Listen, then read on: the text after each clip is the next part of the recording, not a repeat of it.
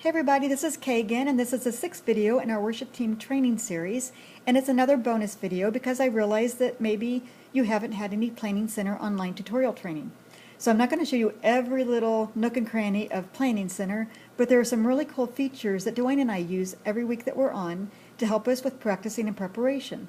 So I'm using a PC right now. I'll let you know if I get to anything that is different when you're using a Mac product or an Apple product. So the first thing I want you to do is check your profile. And you may not even know you have a profile, but click on your name, click Profile, and this is where your name and address and phone number are going to be. Now if you want to upload a photo, this is where you would do it. You don't have to, it's totally optional. I like to do it because, not for the people that exist on worship team now, but for new people, I think it helps them connect faces and names, and they get to know people better and quicker. So again, optional if you want to do it. To the right of your name, click on Edit. This takes you to email address, phone numbers, addresses. Just make sure your email addresses are the correct ones, phone number is correct and added in, mobile number, home number, that's where you would find the indicators there. And then if you do your mobile number, you'll want to put in the name of your carrier, because if you decide you want to enable text notifications, I believe Planning Center needs to know that, if I remember correctly. Addresses, it'd be nice to have your address. Birth dates and everything like that, optional. Just check it. If you change anything, save it. If you don't change anything, just close out. Then we're back to here. These are the three tabs you have. Scheduling just gives you an overview of your schedule. Communication is really where I want you to go next. This shows all messages sent or received. I'm leading this week, so I have an email that I sent out, but most of them are going to be from Brian.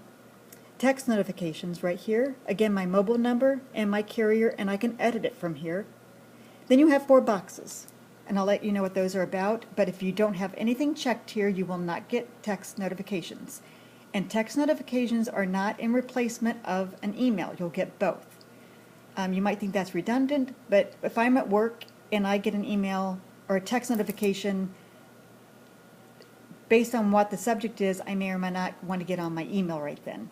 So for me, it's a time saver when I'm out and about. So general emails would be if Brian wanted to use it as a way to email everybody to tell them that the Google form is up for us to go and do our availability, or anything like that, just general announcements. Scheduling requests are the ones you get that say you've been scheduled for this date, accept, decline. Reminders are the ones you get that remind you have a rehearsal or you're scheduled on Sunday. Scheduling replies I don't check because it really has nothing to do with me. It's really for the scheduler, which is Brian, and that would be him getting text notifications every time somebody accepted or declined their request. So that's how they work. So I have the first 3 checked, and that's what I get my text notifications on. Again, optional, really up to you.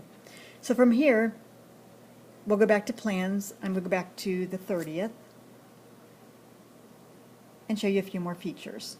So this is really the nuts and bolts of what I wanted to talk to you about. So as most of you get on Planning Center, you see this, but if you're on, for example, this is Amazing Grace, and you come over here, you probably know, that pulls up the attachments. You'll have the MP3s, the PDFs, so forth. If you click in the middle of this title where the MP3 is, it automatically opens up the player inside of Planning Center. If it's a video, it'll play the video for you, but right now it's going to play the song. I have everything on mute. And then if you go over here again, you'll see a download button. You can actually download the song to your desktop. Now this is where it differs on a Mac, so I'm going to go ahead and save as. I'm going to save it to my desktop for now. So on a Mac product, if I remember correctly, it automatically opens as you're downloading. It opens iTunes, and then from iTunes you can build your own playlist, and you can burn your CDs from there. But I'm, again, doing this on a PC because this is normally the way I do it. Then I would open up Media Player on my PC, and there are the songs for Sunday. And then I'll go to Burn, and I'm going to drag and drop Amazing Grace over. Whoops, that didn't go.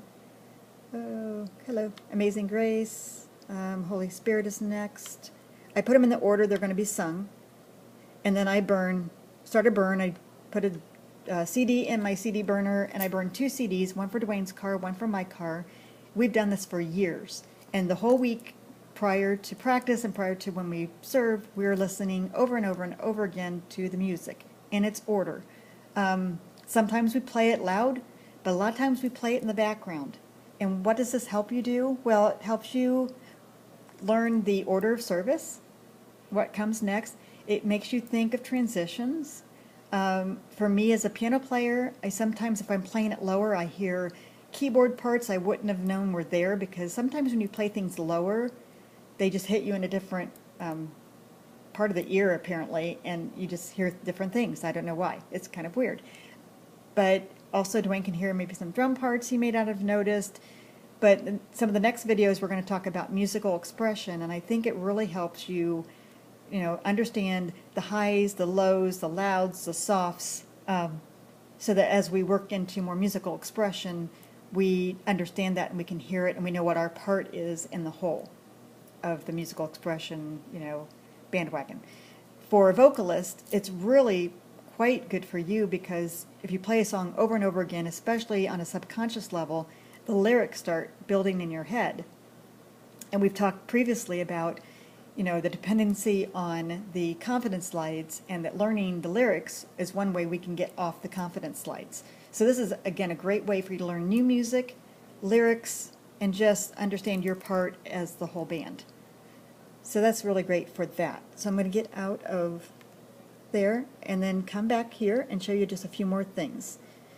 If I were to do, sometimes I do harmony training, and as we do more of that in the future, sometimes I put harmony recordings on. So if I would do that, I always tell people it's on the left hand side at the bottom under the attachments. So if I ever did that, that's where they would be. There would be an MP3 audio of that. Now you can't download, can you? Yes, you might be able to download those. I'm not totally sure, because I'm an administrator and I know I can. But if I were to have an attachment there, most likely you could download those as well.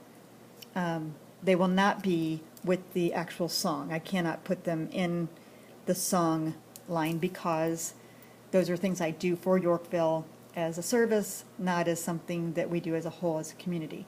Plus, based on the key of the song and who is singing, the harmonies can change. And so I have to adapt them that way. So that's where they would be. So that's your overview. If you have any questions about this or anything, just ask Brian or I, and we certainly can sit down with you and go through it at church on the Mac. I'll see you in the next video. Thanks.